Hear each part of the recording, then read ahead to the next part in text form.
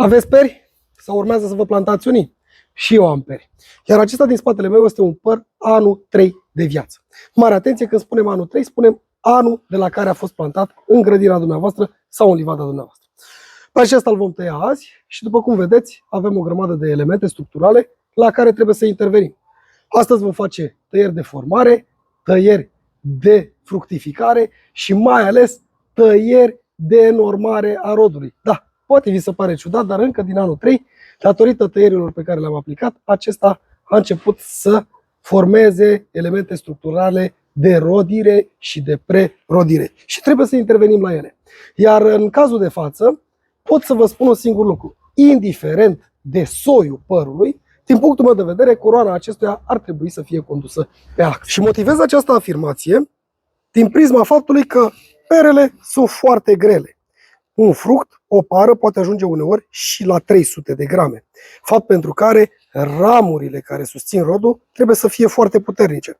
Iar totodată, aș putea spune că părul este singura specie cu o capacitate extraordinară de creștere, de lăstărire, mai ales pe vertical.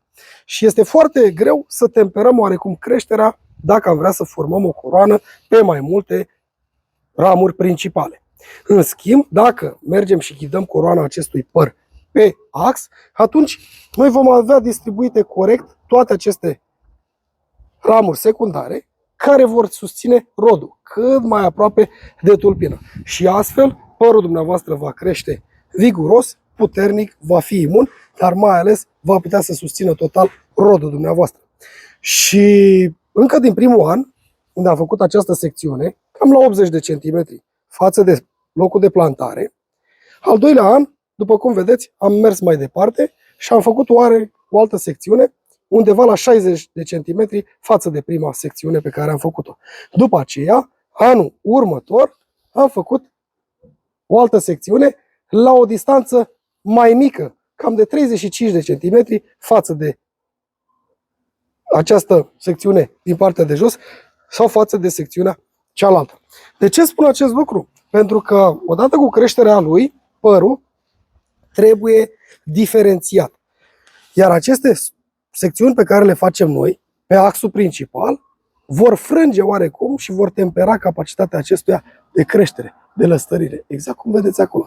Și dacă observați, vă mai spun un secret. Prima secțiune a fost făcută în această zonă, astfel încât mugurele pe care au condus următoarea parte a axului a fost pe partea stângă, după cum filmăm în momentul de față.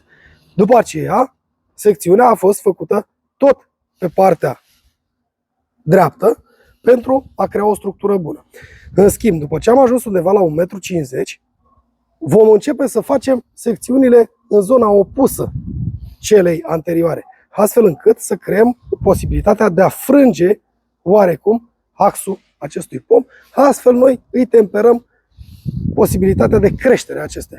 Deci dacă aici am lăsat 80 de centimetri, aici am lăsat în jur de 60 de centimetri, iar aici am lăsat în jur de 30 de centimetri, înseamnă că în partea de sus va trebui acum să lăsăm undeva vreo 20 de centimetri. Iar dacă aici am secționat în această parte, iar aici am secționat în partea cealaltă, să-l frângem oarecum, automat vom secționa axul pe partea opusă, undeva la 20 de centimetri, ceea ce facem și acum, în acest moment. La o mugure care merge automat pe partea opusă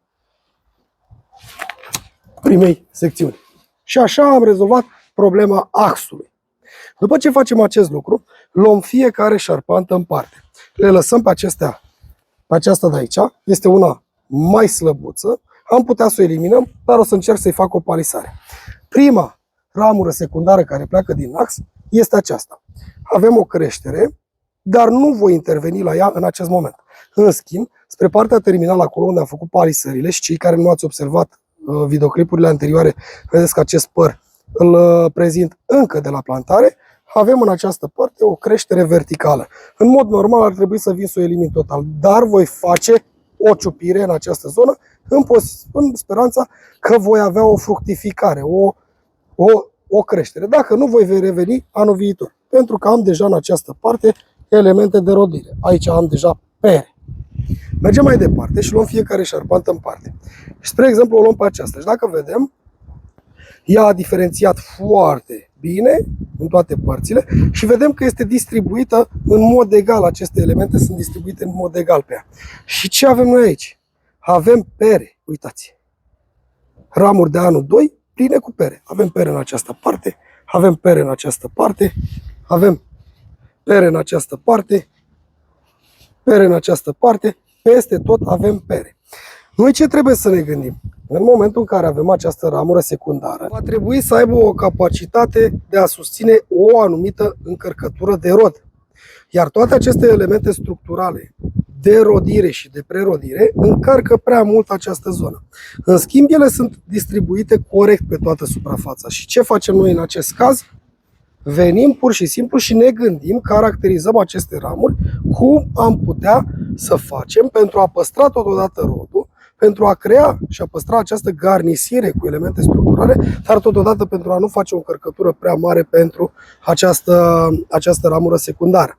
Și în cazul de față, dacă observăm, avem pe latura aceasta 4 elemente structurale care poartă rod, iar pe partea aceasta avem 1, 2, 3. Urmând, mai avem aici prinsă de ea o țăpușă și un pinten în această zonă, dar efectiv încărcătura cea mai mare este pe această parte. Și noi ar trebui să venim și să facem o diferențiere, o rărire oarecare. Dar totodată, având în vedere că avem atât de multe pere, trebuie să facem și o normare a rodului. Și ce fac? O văd pe aceasta care este încărcată foarte mult, dar nu mai are pară în vârf, o las. O văd pe aceasta că este destul de încărcată pe această zonă, în această parte, are pară în vârful acestui element și pe aceasta vin și o ciupesc printr-o tăiere de trecere. Și astfel am rezolvat partea extremității, acolo unde am încărcătura de rod normală. După aceea, în mod normal, pe aceasta ar trebui să o elimin. Să o elimin la inel și să le las distribuite corect. În schimb, eu anul acesta aleg să fac o tăiere de trecere pentru a păstra un oarecare rod aici. Le las pe acestea două și fac o ciupire față de ultimul loc de unde avem dezvoltate aceste elemente structurale de rodire, îi fac o ciupire în această parte și la aceasta procedez la fel, decât că mă duc mai sus puțin față de aceasta și fac o ciupire în această zonă, urmând ca anul viitor să intervin. Iar la aceasta de aici voi face de asemenea o tăiere de trecere și astfel am rezolvat problema acestei ramure secundare pe care am încărcătură de rod, dar care poate să susțină fără probleme greutate. Mergem mai departe, vedem pe această zonă, avem pară, să focalizăm puțin, să vedeți, da? Deci avem pere în această zonă și se prelungește. Efectiv, o las în acest fel, nu mă ating de ea sub nicio formă. Luăm cealaltă șarpantă secundară, plecată din această zonă și vedem că și pe aceasta avem distribuite elemente care țin rodirea. După cum vedeți, în această zonă, această zmicea este foarte lungă, fapt pentru care vin, caut un element de rodire, în cazul de față această țăpușă, și fac o scurtare la acest element. Merg pe tot cuprinsul ei, văd în această zonă aceeași situație și fac o ciupire la o mugure mai sus, las un cep mic pentru a-mi diferenția alte creșteri în această zonă. Iar pe acestea de aici le las așa cum sunt, nu mă ating de ele. Mergem pe toată structura pomului și observăm că ele sunt distribuite corect. Neavând o lungime foarte mare, nu voi interveni decât acolo unde sunt conflicte, unde calcă una pe alta.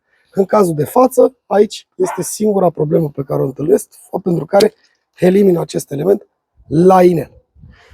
Dacă ne uităm, teoretic aici se formează etajul 2 al acestor ramuri, pax. Și ceea ce pot să fac este ca din aceste 3 ramuri, cu 2 în prelungire sus, să fac o oarecare diferențiere. O scurtez pe aceasta printr-o tăiere de trecere din această zonă, pentru a-i da posibilitatea acestuia să continue și să dezvolte, pentru a-i da vigoare. Vin în această zonă unde le am pe acestea care îmi cresc și aceasta poate să umbrească. Scurtez la un element de rodire, am par în această zonă, pe aceea o las să se ducă pentru că va fi ramuri principale din etajul 2 și voi face o scurtare la un element, la o mugure spre exterior, iar pe aceasta, din această zonă, o las așa cum este. Și am ajuns deja în vârful pomului, unde se va crea următorul etaj. Iar aici voi face două scurtări la o mugură exterior. Prima va fi aici, va da vegetație și voi veni anul viitor și voi corecta, iar în partea cealaltă merg către un mugure exterior, dar la o înălțime mai mare decât înălțimea axului. Aici. Și dacă observați, avem o diferențiere, axul este mai lung, iar celelalte două din etaj puțin mai jos. Această ramură, pe care o văd că este crescută bine, într-o zonă în care îmi convine efectiv, nu o să o scurtez, în schimb o să vin și o să o leg cu un material textil din această parte, o să bat un țăruș și o să-i fac o palisare, așa cum ați văzut în materialele anterioare. Mai este o metodă, dacă nu aveți posibilitatea, să o duceți undeva sub o ramură și ea își va tempera creșterea, urmând ca anul viitor să veniți să faceți scurtare și să o duceți pe locul ei. Și cam atât intervenim în acest păr. Oricât de mult ați dori să mai tăiați sau oricât de mult vi se pare că n-ați făcut ceva bine sau că este o aglomerare foarte mare, trebuie să vă priviți în viitor, să știți că pomul respectiv va crește. Toate aceste șarpante se vor îngroșa, axul se va îngroșa, iar toate aceste șarpante care vin din ax se vor dezvolta. Nu putem din primul an sau din al doilea an sau din al treilea an să facem exact tot ceea ce trebuie pentru pomul respectiv. De aici vin și tăierile pe care le facem în primul an.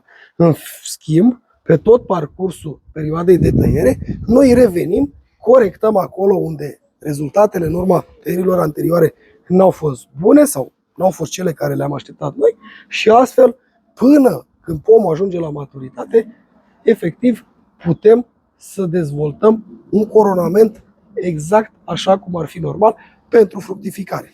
Fructificarea respectivă, mai ales pe părțile acestea două, au fost datorate acelei tehnici speciale de palisare, așa cum voi proceda cu ramura cea mică și pe care vi le-am prezentat în materialele anterioare. Pentru cei care n-ați văzut, aveți două materiale în care vă prezint exact cum a fost format acest păr încă de la plantare. Chiar de anul trecut am mâncat pere din el și să dea Dumnezeu să mănânc mulți ani de aceea încolo. Așa că atunci când aveți peri, căutați pe cât posibil să vă orientați, să-i distribuiți șarpantele, ramurile secundare uniform în jurul unui ax. Nu să lăsați să faceți o coroană condusă ca la măr sau sub forma prunului de vas, pentru că aveți întâmpinat probleme. În schimb, dacă veți face o coroană de tip ax, gestionată în jurul acestuia, eu vă spun că nu veți avea probleme și părul în general așa se comportă. Astfel, el în aceste elemente scurte va putea să susțină rodul. Gândiți-vă că pe această ramură, pe această șarpantă de aici, am 20 de pere. La 100 de grame fiecare am o greutate de 2 kg care trebuie susținută de această ramură secundară. Și de aceea trebuie să luați întotdeauna în calcul toate aceste elemente structurale. Bineînțeles că va trebui în primii ani de viață să veniți să faceți o normare a rodului prin îndepărtarea a o parte din fructe. Nu vom face o normare a rodului prin tăieri. Și cam despre asta este vorba și astfel veți conduce perii dumneavoastră. Sper să vă fie de folos informațiile și ce să vă mai spun. Luați foarfeca și la treabă. Puneți mâna și tăiați-vă părul. V-am pupat!